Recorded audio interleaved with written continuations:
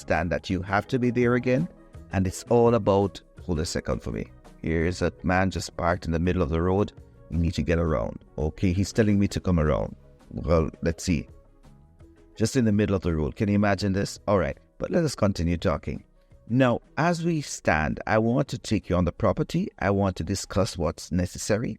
And then I want to really go forward. Okay, setting me around. Okay, I want to go forward in looking at what we need to do when we're getting these things. We also need to look at sourcing potential workers that I'll talk about. And I want to also look at the selection of materials and, of course, negotiating prices and so forth, and setting up a payment structure for these individuals.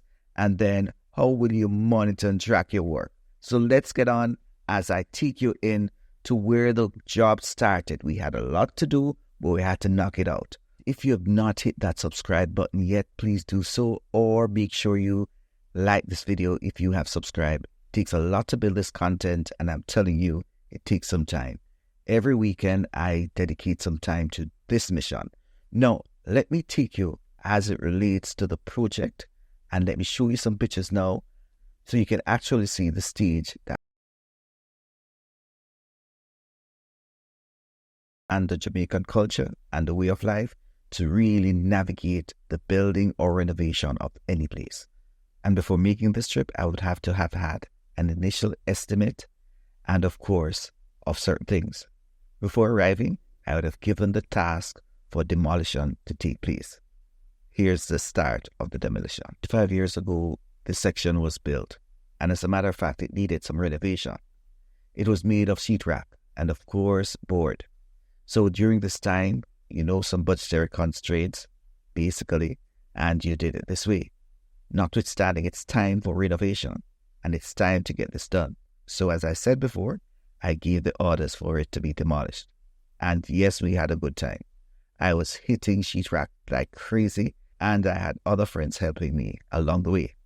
Yes, this had to be done. Now, having said that, we had so many things to do at that point in time. In that time, I met with the contractor or builder, and of course, we had a talk. I had some ideas, but he said to me, it's better I get a bigger room and also a bigger closet and a huge bathroom. So he had conceptualized that. So in that same period, he was also making connections to an electrician and, of course, a plumber, because that would be the next stage. I don't want them to not be working in collaboration with each other because I don't want the work to be fragmented. I don't want a wall to be rendered and then it needs to be chopped out to put electrical wires in. Having said this, we move towards ensuring that the work is in order. So that is why we need to understand that before we can move to any other stage, we need to get our workers, we need to select our materials, and in all cases, we're negotiating prices and you're visiting the necessary people. I want to say that this is something that I do in Jamaica.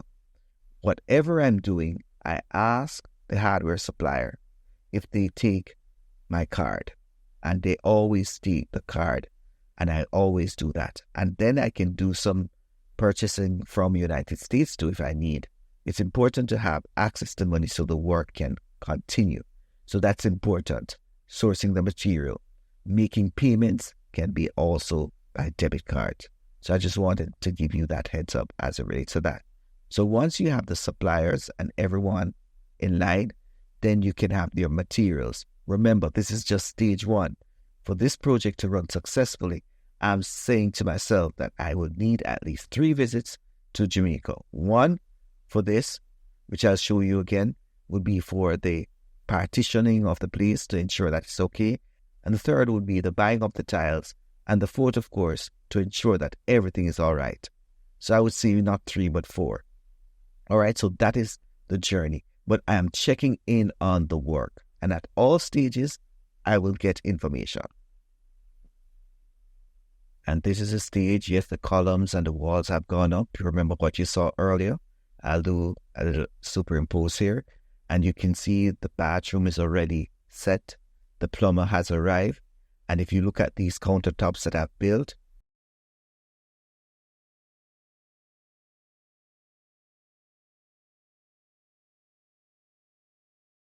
or so.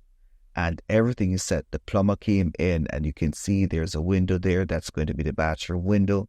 And of course, there's a nice big bathroom. This is a huge room. Remember, we parted off that one. This is a roughly 14 by 16 room, I think. And of course, they have done some good work here. You can look around the walls. Yes, we're going to have to fine tune those walls. Not working as neatly and tidy. That's a Jamaican workman. Some of them do work excellent as it relates to being clean. They clean up the place. Others don't.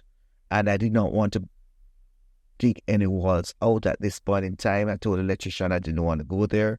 Since it was a remodel and we had the wires already in, it was okay. And let me tell you, for this work also, there were two individuals working, the plumber and the electrician. They were both hard graduates, and I was very happy with the supply. Here's an island that was built in to give the house a little nice lift. And of course, it's made again of concrete. And the countertop there, that's going to be the kitchen, that's also concrete. So you can see what I've done is to make this in such a way that it's going to be there for a long time. So I'm kind of happy with the work, with regards to everything. Everything is not going to be perfect, remember, but at least you're able to see that the work is actually taking place.